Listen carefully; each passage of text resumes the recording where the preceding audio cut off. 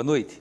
A principal matriz de energia do mundo é a hidrelétrica, mas a cada momento surgem programas e expectativas de que fontes renováveis ocupem lugar de destaque e com maior poder de sustentabilidade para o planeta. O Brasil é potencialmente privilegiado quando se trata de energia solar, mas os ventos também sopram a nosso favor. Segundo a Associação Brasileira de Energia Eólica, o montante gerado pelas turbinas já é o equivalente ao consumo médio de cerca de 24 milhões de residências por mês. No programa de hoje, vamos falar sobre a importância das fontes renováveis de energia e nossos convidados são Heitor Scalambrini, professor aposentado da UFPE, Luiz Cardoso Aires Filho, secretário executivo de Energia da Secretaria de Desenvolvimento Econômico de Pernambuco, Pedro Bezerra, da Assessoria de Projetos de Geração de Energia da CHESF. Bem, sejam bem-vindos ao programa.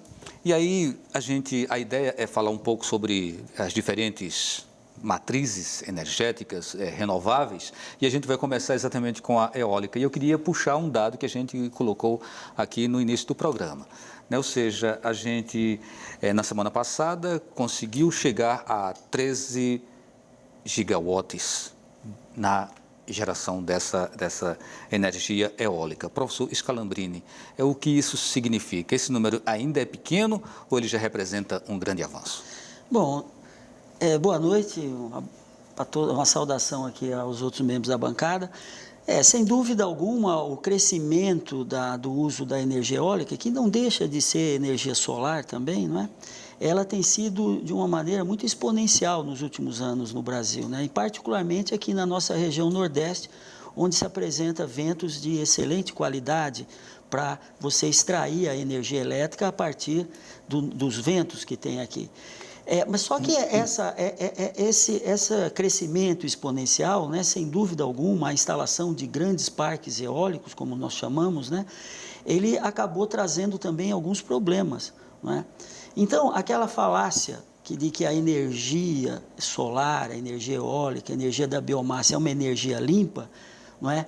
Ela tem sido contrastado com essa questão aí, não é? de uso de grandes parques eólicos. Geralmente esses parques são instalados em áreas onde você tem os ventos bons e normalmente esses ventos ou estão na costa ou estão em regiões altas no interior. E se você vai para o interior, é o bioma caatinga, não é? Um bioma já muito sofrido. E todos nós pernambucanos já sabemos que mais da metade desse bioma original, né, ele foi desmatado. Então, hoje, nós temos que avaliar também esses impactos socioambientais que estão sendo gerados pela instalação desses grandes parques eólicos. Esse é um problema que tem que ser muito bem relacionado, porque tem tudo a ver com a questão da sobrevivência desse bioma tão importante para todos nós nordestinos. Luiz Cardoso Aires Filho, o professor Scalambrini, ele tem uma posição, né, onde ele deixa claro os aspectos positivos da energia eólica, mas ele também coloca um pouco de crítica ao fato de que toda matriz energética, de alguma forma, ela vai deixar também algum rastro que fere a sustentabilidade do planeta. Como que a secretaria que o senhor participa, ela tem acompanhado ou ela tem percebido que a energia eólica pode ser uma grande chance para Pernambuco buscar mais a sua autonomia na geração de energia em relação à hidrelétrica? Inicialmente, boa noite a todos os telespectadores. É um programa que eu vejo muito, eu acho um público bem qualificado, o professor Scalambrini, a Pedro Bezerra, grande amigo. O que eu posso dizer é o seguinte, eu tenho uma experiência de 42 anos no setor. Na Secretaria de Energia do governo, o que nós procuramos fazer é definir políticas de desenvolvimento para a área de energia. E eu acho o seguinte, eu acho que nós tivemos um crescimento muito rápido da questão da eólica. Eu me lembro no ano 2000, eu estava na CELP ainda, até trabalhando na presidência da CELP, quando o professor Everaldo Feitosa estava com os primeiros projetos de energia eólica, inclusive gerador em Olinda, Fernando Noronha, e era o início. Então, nós, depois de 18 anos, nós temos participando dessa forma. Dentro da matriz energética do estado de Pernambuco, o montante gerado de energia eólica já chega a 28%. Nós temos 780 megawatts numa geração total de 4.200 megawatts. Se for considerar só o consumo de Pernambuco, que é 2.400 megawatts a demanda, equivale a 28%. 18% do Nordeste, 28% de Pernambuco. O que eu acho é o seguinte, qualquer geração de energia, eólica, solar, biomassa, o que for, gera impacto ambiental. E eu sou, talvez como engenheiro, que trabalhei numa empresa, que foi a CELP, que é uma empresa expansionista, eu sempre me posicionei muito em defesa da preservação do meio ambiente. Eu me lembro de 1980, quando eu tive a oportunidade de trabalhar numa empresa na Inglaterra, Northeastern Electricity Board, eu estava na CELP já, que via que os ingleses se preocupavam mais com o meio ambiente brasileiro do que o próprio brasileiro. Tive a chance, em 1985, de participar de um grupo de trabalho da Eletrobras, que foi o primeiro grupo, que era o Comitê de Planejamento e Transmissão da Amazônia. Primeiro comitê que teve um grupo de meio ambiente. Eu era grupo de engenharia, e esse grupo de meio ambiente era tido meio como folclórico. E eu acho o seguinte, hoje se vê, pelo que nós estamos sofrendo com relação ao impacto ambiental, eu acho que tudo que o professor falou tem que ser levado em consideração. Eu acho que na hora da decisão de uma instalação de uma usina eólica, procurar. Nós inclusive lançamos recentemente o governo do estado, o Atlas Eólico Solar de Pernambuco. Foi o primeiro estado do Brasil que lançou. Depois, inclusive, nós vamos dar o site para vocês. E podemos ver que nós temos um potencial de implantação de usinas eólicas solares no estado inteiro. Então, vamos estudar essa posição de equilíbrio. Então, eu acho que o caminho é por aí. Pedro Bezerra, gostaria de ouvir sua opinião também sobre a eólica. Né? Não sei o grau de sua experiência também nessa área, mas o fato de o senhor estar vindo da CHESF, né, lidou muito com a questão da hidrelétrica, né, essa matriz hidrelétrica. Então, quando a gente fala em uma fonte alternativa como a eólica, significa que a gente está reconhecendo que as hidrelétricas elas estariam deixando de ser a única e imexível, né, matriz, como aconteceu durante muitos anos? Bom, primeiramente, boa noite aos nossos colegas aqui também. A CHESF ela foi pioneira no setor elétrico com as energias renováveis. Né? E isso iniciou nos anos 80 e principalmente por observar que no planejamento de longo prazo, no ano 2000, teríamos utilizado todo o nosso manancial hidráulico para a geração de energia elétrica. E nessa ocasião, eu participei desde esse momento, iniciaram-se os estudos para observar outras fontes de energia.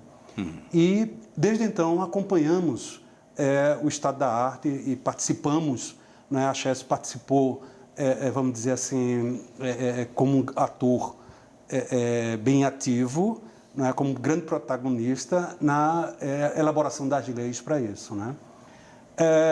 Efetivamente, e se pensou naquela ocasião na energia solar, eólica e biomassa. Isso em meados dos anos 80, quando, eu diria assim, os preços, o custo de um módulo fotovoltaico eram custos espaciais, né, que era usado na tecnologia aeroespacial. E a eólica ela ainda não tinha alcançado, vamos dizer assim, a escala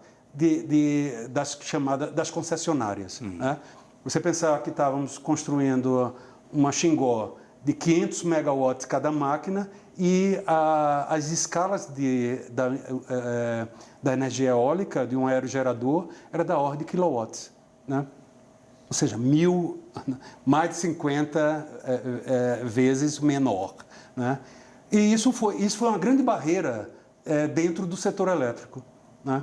Mas, assim, diretamente à sua pergunta, há espaço grande para realmente entrar como complementar. Né?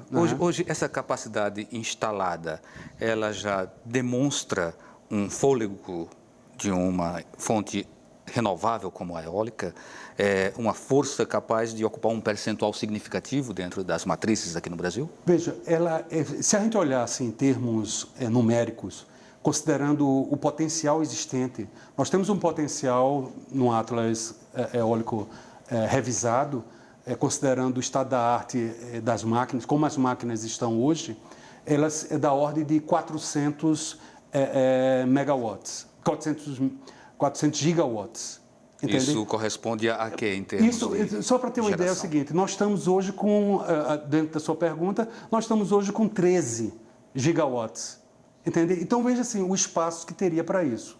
Mas assim, e isso considerando só em terra, porque existe o grande desenvolvimento dos aerogeradores oceânicos, né? Na costa. Mas aí o seguinte, só para fechar um gancho com o professor Heitor, a utilização desse potencial, ele traz grandes impactos socioambientais, entende? Então, assim, a gente observa países como, por exemplo, a Alemanha ou Espanha, ou mesmo em Portugal, que a paisagem, ela já está com interferência da energia eólica, né? Certo. Então, é preciso que haja um cuidado grande para Mas, isso. Pedro, quando a gente fala dos impactos, o que está acontecendo aqui, lamentavelmente, nenhum tipo de fiscalização. Ontem mesmo recebi informações que há a intenção de instalação de um parque eólico em Bonito, né? Um brejo de altitude, em Brejo da Madre de Deus, que são brejos de altitude, todo mundo aqui sabe que são nos brejos de altitude onde se encontram os mananciais de água, que é um grande problema para o Nordeste, e nada está sendo feito. Ou seja, do ponto de vista do poder público, lamentavelmente, né, os contratos que estão sendo assinados de arrendamento são contratos draconianos. Então, a gente tem que fazer uma revisão desse tipo. O impacto ao que o senhor se refere estaria ligado a essa relação entre o morador, o produtor rural, a questão das hélices, elas podem acabar ferindo aves que passam, o visual, são exatamente esses ou tem mais algum outro que o senhor destacaria? Não, a questão da terra, eu acho que é a questão fundamental. Os contratos de arrendamento são contratos de 40 anos, quase que renovável automaticamente. Quer dizer, na verdade, é uma expropriação da terra, esses contratos, não é? Além disso, você tem... A legislação hoje no Brasil, do ponto de vista da distância entre as casas e as turbinas eólicas, não é muito bem definido. A gente chega, quem conhece um pouco, quem viaja e vai para o interior, chega a ver casas a 80, 100 metros. Isso traz um problema. Você imagine, Valdir, o telespectador, você está com um helicóptero dentro da sua casa. Tec, tec, tec, tec, 24 horas, 365 dias, do ponto de vista da saúde, o que ocasiona. Eu sempre fui um defensor das energias renováveis. Nós temos que ter cuidado com as pessoas e com o meio ambiente. É isso que, lamentavelmente, não está acontecendo. Vamos ouvir o Luiz Cardoso Aires, com essa posição mais oficial. Eu queria falar em nome do governo. Nós temos, na Secretaria de Energia, uma ligação muito estreita com a CPRH, com a Agência de Meio Ambiente. E, desculpe discordar do professor, eu acho que nós temos um cuidado tão grande com isso que os próprios empresários reclamam desses cuidados excessivos que nós temos, que eu acho necessário. Eu acho que os moradores reclamam também? Os moradores, são satisfeitos com relação a tudo. Hoje, eu fui para a inauguração da usina da Casa dos Ventos, em Araripina, certo? Você tinha pessoas que não tinham condições de plantar nada numa região e, de repente, tiveram suas terras arrendadas para implantação de usinas, recebem algo como 3, 4 mil reais por mês por arrendamento, que praticamente é a subsistência deles. Agora, com relação à questão do impacto ambiental, nossa agência, o corpo técnico da agência é muito competente e nenhuma usina é implantada sem um impacto ambiental. Eu acho que a gente tem que diferenciar o discurso político do discurso técnico. Eu aqui sou um técnico. Eu defendo o lado técnico. Defendo o meio ambiente, o Estado defende a preservação do meio ambiente. Então, posso dizer isso. Nenhuma usina é implantada sem um estudo detalhado de meio ambiente. Então, vamos lá. Pedro, o que se verifica é que os estudos apontam possibilidades importantes com a energia eólica, no entanto, a questão do impacto ambiental, ela deixa toda essa discussão num ponto aí, até um ponto de conflito. Se a gente sair um pouquinho agora da eólica e for para a solar, a gente encontraria problemas também ou críticas de impactos ambientais negativos a partir também da energia solar? Sim. Valdir, veja o seguinte, eu costumo dizer assim, a energia eólica ela é uma energia que os equipamentos eles estão bem distribuídos, tá? Ela não tem cerca, tá? Você considerar um parque eólico, ele utiliza cerca de 4% de uma área, de um polígono onde ele vai estar vamos dizer assim, confinado. 4% de uma área de quantos hectares? Se você considerar assim, um projeto de, vamos dizer, de um número que eu tenho na cabeça, 180 megawatts, ele está numa área de 4.000 hectares, tá? Então 4% é que é utilizado para as bases e para as vias de acesso. Tá? É claro que, por exemplo, dentro da preocupação do professor Heitor, às vezes você tem, vamos dizer assim, polígonos, são vários terrenos, e às vezes é um proprietário que tem um terreno pequeno e ele está quase consumido por uma estrada que passa. Né? A preocupação dele é uma preocupação que tem sentido, efetivamente. E quando se trata da energia solar? No caso da energia solar, ela é uma geração que tem cerca. Você não pode chegar perto dela, tá certo? Ela tem uma estação de alta tensão, entende? Então ela precisa. Então você tem, por exemplo, um projeto de 30 megawatts, vamos dizer assim, também é um número que eu estou aqui na cabeça. Ele está ocupando uma área de 100 hectares, entende? Então isso ela vai ser toda utilizada, todo fechado, entende? Então é o seguinte, você vai usar completamente o terreno para aquela geração, tá certo? Professor Scalambrini, e aí a gente chegou na energia solar. Essa seria menos agressiva para a natureza e para a sociedade do que a eólica? Quando a gente fala desse impacto socioambiental, quando nós estamos falando na grande geração, que a gente chama na geração centralizada, na geração que reúne, pelo menos no caso eólico, mais do que 30 aerogeradores, no caso solar também, uma certa potência instalada, mas existe uma contraposição, uma outra forma de geração, que é a geração descentralizada, é aquela que você gera para o seu consumo, para a sua pequena empresa, não há necessidade de linhas de transmissão, ou seja, você gera próximo do local que você vai consumir. Nós estamos falando... Nesse sentido, o senhor consideraria sustentável? Exatamente, exatamente. Então, o questionamento é um modo de geração.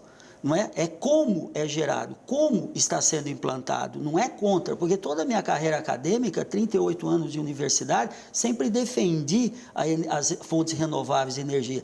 O questionamento que está sendo feito aqui é exatamente como está sendo implantado esse sistema. Hoje, 90% da potência instalada eólica são de grandes geradores, são de grandes empresas, é o que se chama da energia gerada comercial, industrial, onde, né? E você tem a outra, e 10% da energia é aquela energia que está sendo gerada no caso solar, que está sendo gerado de uma maneira descentralizada, em cima do teto da sua casa, na pequena indústria. E o eólico também se poderia fazer. A questão hoje é que toda as políticas governamentais, elas estão muito voltadas em atrair esses grandes investimentos. Então, o questionamento hoje é em relação às grandes instalações que ocupam grandes áreas para produzir grandes quantidades de energia.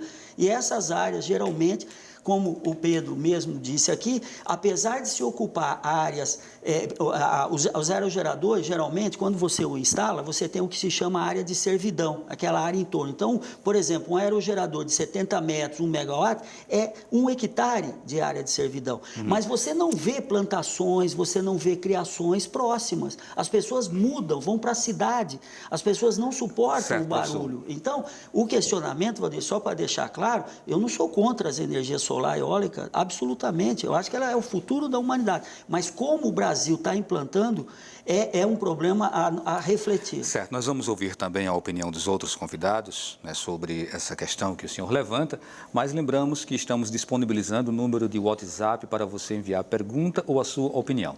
Anote aí, 81 988 30 70 98. A gente volta daqui a pouquinho.